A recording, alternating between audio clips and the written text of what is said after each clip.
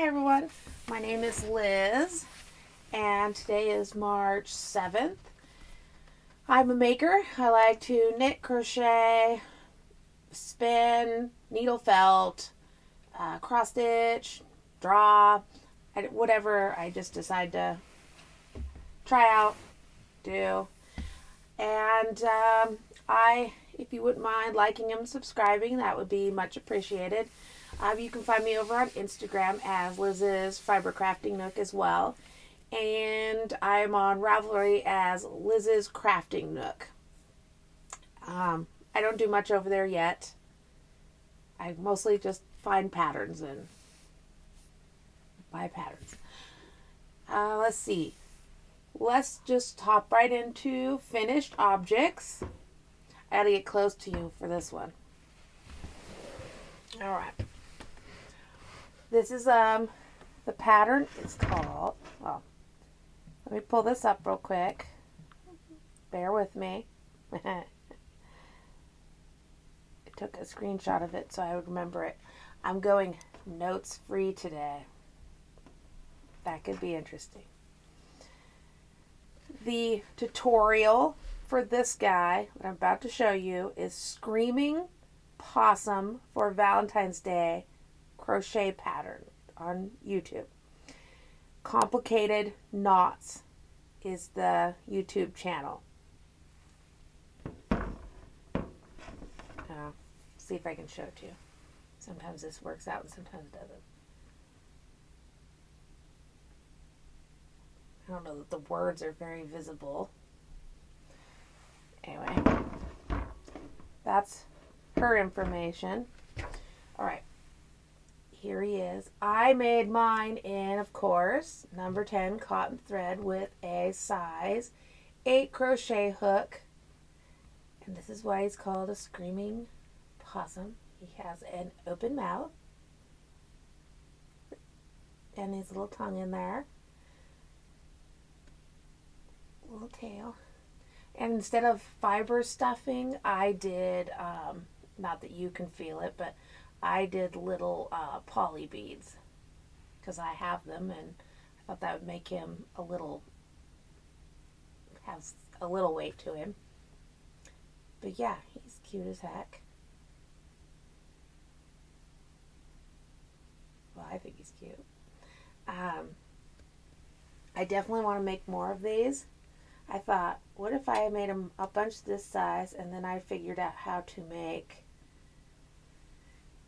a mother possum. I don't know what I'll go down that rabbit hole, but for now, I just have a little guy. All right.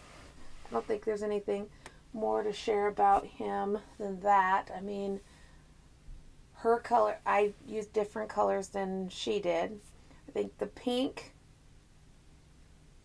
the white, and the red were the only colors I had that I could match up with hers, so I used what I had.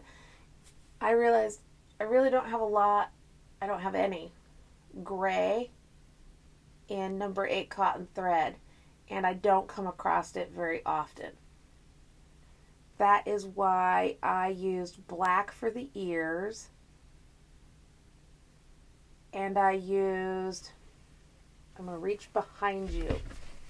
There is a tag here. Then I used, let me find the color. It's called Taupe Claire. And it's Aunt Lydia's. And it's, here it is. Taupe Clear. Claire, not clear. And that's this color right here, which I think turned out really nice. And let me tell you, I make things with this sometimes, but itty bitty black thread, really hard to work with. I can handle usually the black, regular black yarns like DK or whatever, even fingering. But this is really hard to see with winter lighting. Winter lighting being, this is the brightest it's been.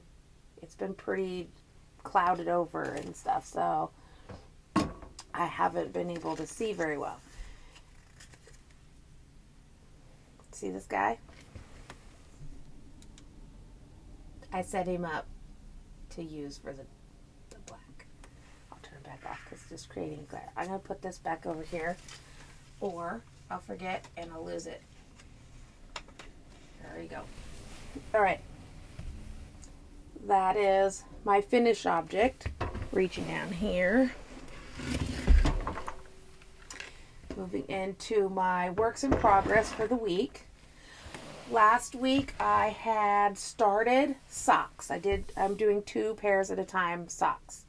One's a pair for me and one's just a baby pair I'm randomly making because sometimes I throw those on the needle, make a pair, and then I keep it in my finished objects trunk. And if somebody announces they're having a little one, I have some pre-made items that are neutral for any sex baby that's born. It doesn't matter. Wear whatever. And let me show you. I was right here. I mean, this is how much I had started, the toe. I was getting them ready for, when I showed them to you, I had gotten them ready for a knitting group, and then I had a doctor's appointment. So the Tuesday I had a knitting group, Thursday I had a doctor's appointment, and then I put these on the needles so I specifically could do that. This is as far as I got, and I was hopeful I would get the baby socks done. I am really close. They will for sure be done by the time I record next time. I've already got the heels done, so let's see. I'm going to turn them sideways, poof them out a little. So yeah, here's the heel. Oh, and now I'm working on the cuff. So I had put these on hold on the needles while I worked back and forth and did the heel. When I was done with the heel, then I started working in the round with all of them again. I'm this far into the cuff. I probably am going to, I would say, 1 more inch. At least 1 more inch. And then those will be off the needles. Not my socks, just the baby socks. Once I get 1 inch on both, I still won't be ready for heels. Much bigger than an adult. Although, I don't consider my feet giant, but they are not the tiniest women's feet. All right. I worked on my drop spindle, my Turkish spindle with the yak silk fiber. Very little. I mean, I took it out. I did a little bit. I can't tell you how much I did. It's not like I measure. But it's very, very minimal. I took it out once, did it, and then I put it away. I did not work on my blanket this week. I'll talk at the end of my video about what's going on a little bit. And that is the only works in progress that I was working on this week. And all right, so let's move on to what do I plan on working on through the coming week. I kind of told you. The baby socks I want to get off these needles and finished. I'll have them finished for sure. That 1 inch is not going to take me too long. Work on the socks a little bit, but I'm not finishing those for sure. I would like to make sure I work on my blanket a little bit this week. I don't even have it sitting right here in this space, which is bad because I have to be mindful of it sitting in front of me and I'm working on it. We'll figure that out. I think that's all I'm going to hold myself to for this week. Oh, I'll tell you how the possum happened.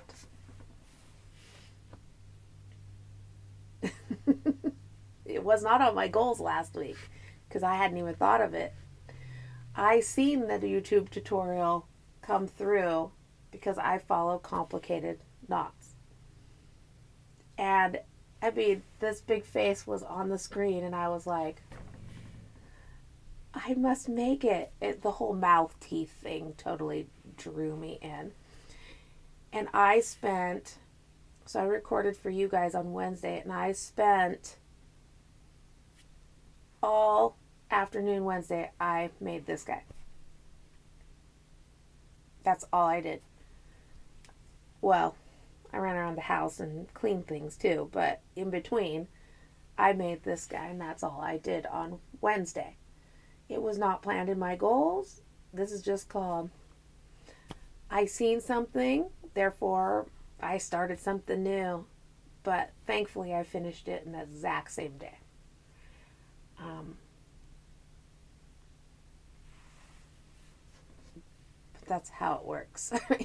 That's why I say those are the things that I plan on working on. But that doesn't mean that that's all I'm going to do or that I'm actually going to get to it. It's just a plan I have. All right, that's all for my upcoming goals this week. I want to show you a couple things that I purchased something. It's been something I've wanted to purchase for, we'll just say, years. Sorry, that was I don't know if you caught the flashing, but I think the light bulb above me is going out. That was distracting. Okay, I wanted one of these for years. If you're a spinner, you'll kind of know why I wanted it. I have my regular bobbins for my Ashford traditional, and I make my singles on it. When I go to ply my singles, I have the same regular size Ashford bobbins to ply my singles on, and only so much of that fits on the spool. And I was having to sever and then make smaller skeins out of them because I couldn't fit it on the bobbins. And I don't know why. I just really want to keep my one long working piece of yarn for as big as I can make it, so there's no breaks and stuff in it. I wanted the jumbo bobbins for plying, mostly for plying. Here's the jumbo bobbin. I did not bring one of the regular bobbins to show you, but if you're a spinner, you can clearly see that this is going to hold a lot more plying fiber than my current ones do. But you cannot, for those who don't spin, you cannot just throw a jumbo bobbin on your regular flywheel. It wouldn't fit. The space in there is meant for the bobbin that it has. You cannot adjust the size of the bobbin. I suppose you could go smaller if it fit on the part I don't know the name for. I purchased the jumbo flyer so that I can switch out my regular flyer with this one when I am ready to ply my yarn. And this, so I'll pull that off. So this is the piece that the bobbin slides in on. I could fit, say, a small bobbin on here, but I can't fit the jumbo onto a small bobbin flyer. It wouldn't fit. No clearance. And this is for it's a double drive. That means that the drive band goes on here and the bobbin.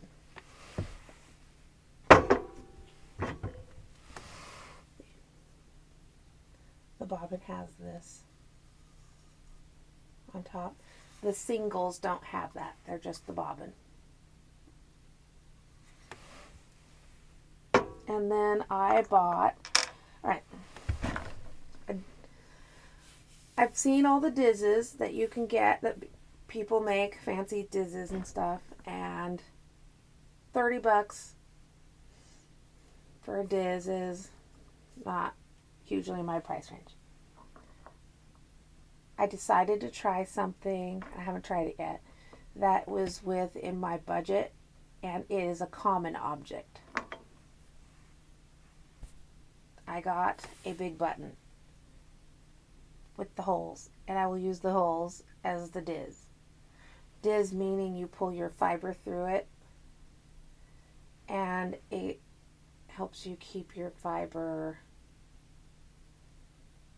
more uniform in size. I'm sorry. I'm not a professional spinner. Therefore, you're not going to get out of me professional definitions. Sorry. All right, and that's it on that. Once I use it, I'll tell you how it went. And if it goes well and you want a diz, then you can probably get a button too. I know you can get a button. Let me pull up my list of, I'm going to make some recommendations to you. All right. Of course, I'm going to recommend Complicated Knits. Go watch her. She does lots of tutorials for her little creations. She's very good. I like her. And then I'm going to recommend Crochet Now. Go check that one out. I have to do my checklist so I know that I mentioned them. And then one more, Ysolda. I'll spell it for you because I'm terrible at looking things up if I don't know how to spell it. Ysolda. Ysolda. Alright, those are the three I'm going to recommend. If you're interested in anything I have to say about real life, then you can stick around. If not, that was the content I had for the week for crafting. Alright. I didn't accomplish what I would like to accomplish this week. And I'm lucky I accomplished anything at all. The anxiety, the scare, all the stuff that happened in my house this week would probably bring most people to a screeching halt in everything. I don't usually air stuff like this, but it's not that personal, I don't think. On Saturday, we had a very frightening event happen. My son had a seizure. I'm not going to cry. He's never had a seizure before. And no one knows why. They've ran a bunch of tests. He's likely going to have more in the future. We'll see what his doctor says. Nothing happened on the weekend. We just watched him and made sure that nothing happened to him. And then, of course, I still had to work. And then I had to take him to a doctor and make some more appointments. And then I'm still fighting and working with health and welfare with paperwork and plans and just lots of intensively annoying and scary stuff. I feel like it shaved some years off of me. Do I have gray hairs more? I know I have a couple, but I feel like I might have sprouted some more this week. And as long as everything continues on our normal weeks that we had pre-seizure, everything should kind of go back to kind of a normal flow. After today, I'm hoping our plan for Archer will be approved and I'll be hopefully done with paperwork. Well, there's never done with paperwork. Don't kid yourself. Or me kidding myself. I will just be done with the mountain of paperwork, and then it'll just be paperwork that's trickled in. Paperwork. All right. That's about it. I don't think of anything else of value to add here. Not that it was valuable for you. All right. Signing out. I'll see you later. Have a great week.